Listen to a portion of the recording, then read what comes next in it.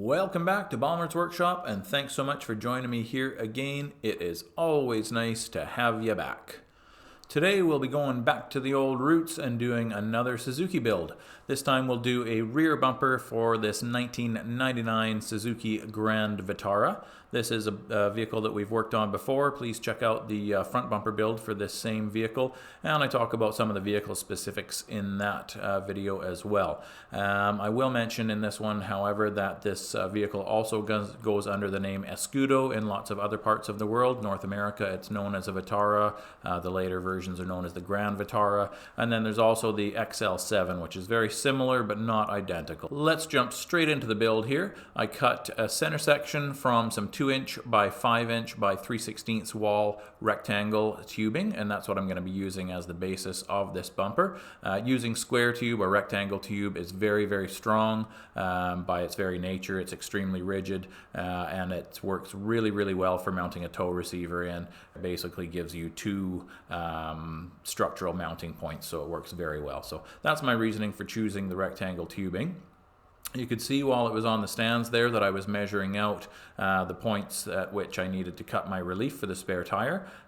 Speaking of that, we are not doing a swing out rear bumper this time. We're going to do just a standard rear bumper with a relief for that spare tire to sit right in.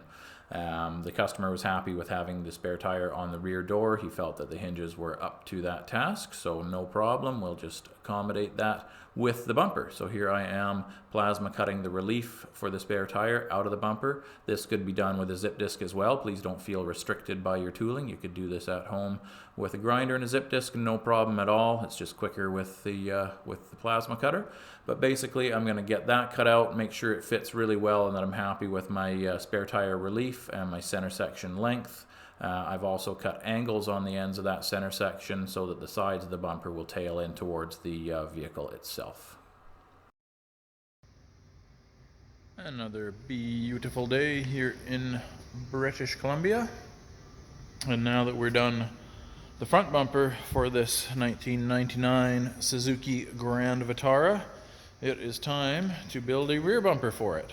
I do have what I consider a production bumper for this vehicle, meaning it's a bumper that I've got a blueprinted design for and that I can produce quicker and more easily than a custom bumper. However, this vehicle has a 2" body lift, which throws a lot of that away for me.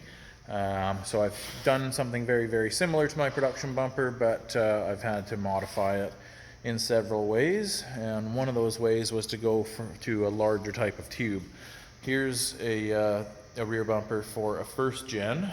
This is my normal, or the start of a normal rear bumper, and it is made mostly from 2x5 tube, whereas what I've had to do with this particular vehicle is go to 2x6 tube to make up some of that gap that exists thanks to the body lift. And I have cut out a relief there for the spare tire, and I've marked out a spot for the receiver to be placed. This line here indicates where I will wind up doing my mounts, my frame mounts, and so does this line, which wound up lining up exactly with where my spare tire relief ends. And this is the center of the bumper, of course. And you can see how very closely we came to not being able to fit a receiver in this thing as well. Not only is the receiver butting up against the corner of the relief, but that very corner also almost touches the spare tire itself, because this relief is just barely large enough for the spare tire. But I think it will all work, but just barely, which often is the name of the game with custom stuff. You know, you have very tight tolerances to work with, and if you can make it happen, then that's a great thing.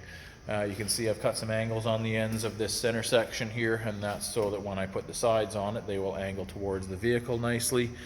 And we're going to move on from here. I have test fit it. You'll see that on the time lapse, or you may have already seen that on the time lapse, depending on how I edited this. But the next thing that I'm going to do is cut out this receiver hole and get a receiver mounted in it. And then we will move on to trying to mount this thing, I think, and then we'll do the side sections. So I was going to cut that receiver hole right now, but instead what I want to do is I want to get the mounts all sorted out for the vehicle itself. I have pre-made bottom mounts. These work for sidekicks as well as Vitaras and second-gen trackers.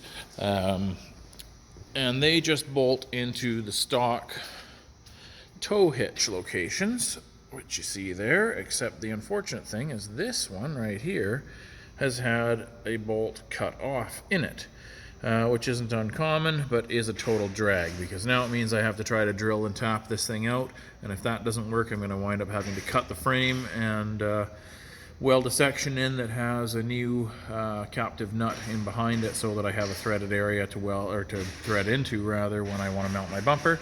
And as far as this hole, I've got to clean it all up with a thread chaser, and same with these ones, and hope that they will turn out just fine.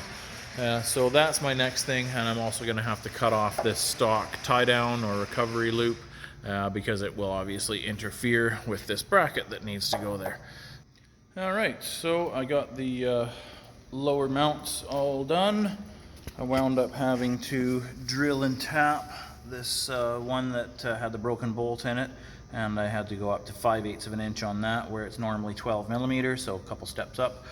But it's working well now, and you can see I've got a little spacer plate in there so that my bracket sits just barely beneath the little outcropping in the frame there, where there is a cross member welded. And of course the same on this side, except that I didn't have to drill anything out. So that's fitting up really well. And now I've got the bumper sitting up on 2.5 inches worth of blocking, so that it's in its correct position vertically. And I've got it blocked away from the vehicle by 1/2 inch, which is where I want it to be. My receiver is going to protrude by 1/4 inch, and I still want to have 1/4 inch of clearance beyond that, so that I don't have any interference issues. And you can see now that the bumper center section is sitting at its correct height, that there is just enough room for that relief and also for a receiver to be mounted. However, once the receiver is mounted, the reinforcement collar of the receiver will virtually touch the tire, which isn't a big deal. But what it does mean is that when the customer goes ahead and puts a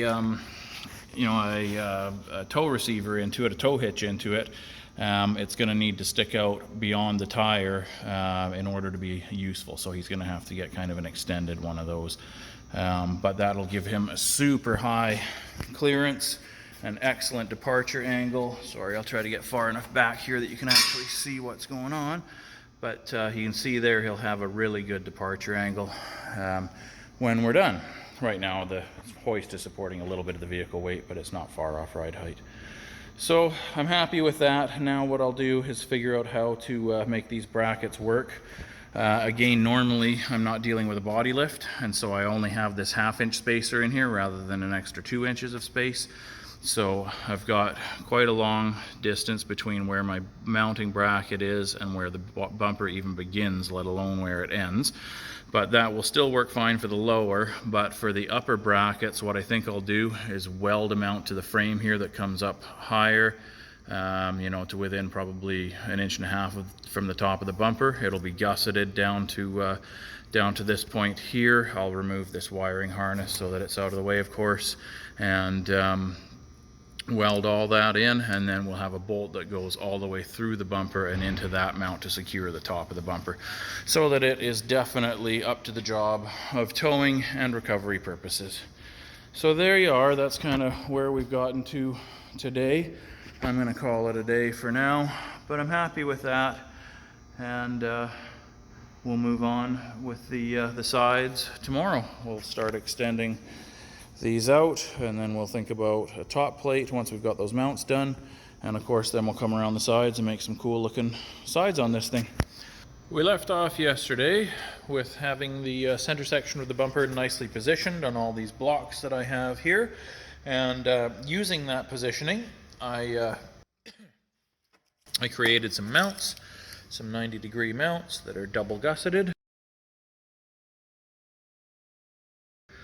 And I have tack welded those to the frame in the position where they need to be. There's my other one over there.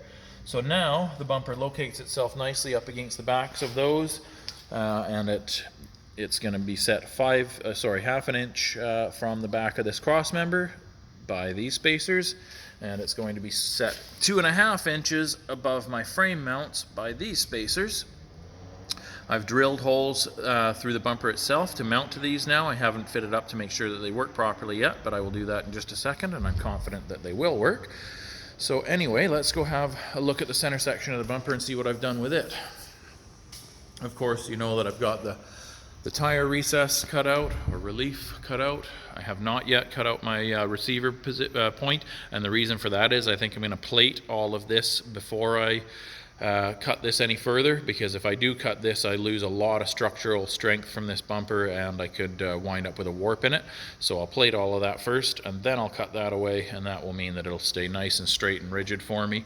And then I've also drilled through the bumper, like I just mentioned, for my mounts that I have just added to the vehicle. Let's just move this properly. Alright, so when the bumper is sitting in its position like this, this is the outer face of the bumper, and through there will go some bolts. So that's a 1.5 inch hole with a 1.5 inch piece of tube inserted in it, and then a 9/16 hole in the other side of the bumper, so that I can pass bolts right through the bumper into that recess and through the bumper into the mount. And it'll look nice and clean. I'll weld this hole all the way around the outside and give it a nice chamfer so it looks really good. And we'll obviously have this all plated up. We'll have a receiver in there, and this should look very, very nice. So I'm just going to place this on the vehicle now, and we'll see how she looks. Okay, there it is, in position, perfectly centered, and sitting really nice. If we look through these holes that I've created, you can see that they match up perfectly with the brackets behind. There's one side, and there's the other. If I move this just a bit, you'll see there's the mounting bracket in behind, and the holes do line up perfectly. So very happy with that. So now what I can do is put some, well, I'll tack weld these tubes in place, and then I'll bolt the bumper to the mounts that I've tacked in place in behind here. That way I can remove all of this blocking underneath, all my spacers, and work on building my mounts, I should say, from the bottom up here, and creating nice gussets to go in there. So that is what I shall do next, is bolt this bumper up so that it hangs in space, remove my spacers, and build my brackets. The bumper is hanging by its mounts, its top mounts as I call them. You can see the bolts inside of the tubed cavities there, and it's hanging in free space. And I have shortened these lower brackets. They did come out to exactly the same length as the bumper, because I just wasn't sure how I was going to do this lower part, but I have decided on that, and it involves shortening those guys. So what I'm going to do is add these gussets in here that'll go down to the lower bracket. One on each side. There's the other one for the other side of that. They'll fit in like so, and then I will plate the back of it, and I'll also plate the front side of it, so it will create a really, really rigid little structure, and it should work out well. So I'll do some time lapse of that, and then we'll get back to some live action after.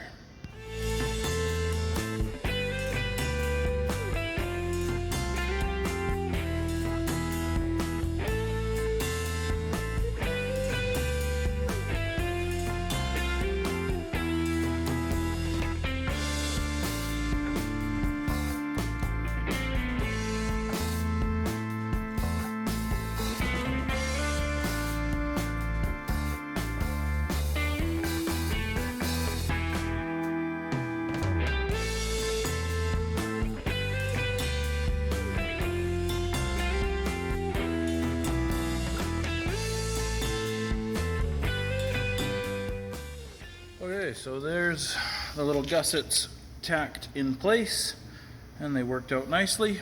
And here is one of the backing plates. I'm going to put a plate on the front side of these, so on this side as well, but I'll do that.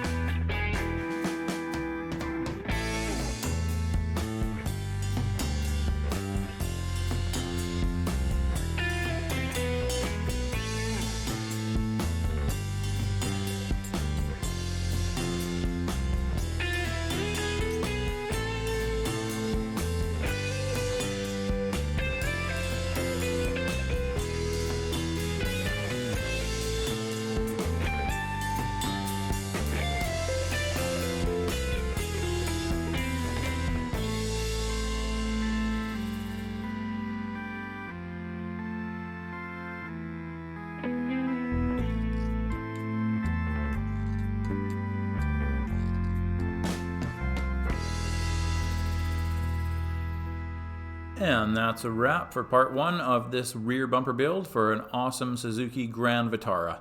Please do come back for part 2 as I have so much more to show you, and a huge thanks to my recent subscribers, to those of you who have liked, and those of you who have commented. If you find the content worthy, please do subscribe. It's a huge help to me, and speaking of that, I am nearly monetized, so look forward to better audio quality, better video quality, and videos turned out all the sooner.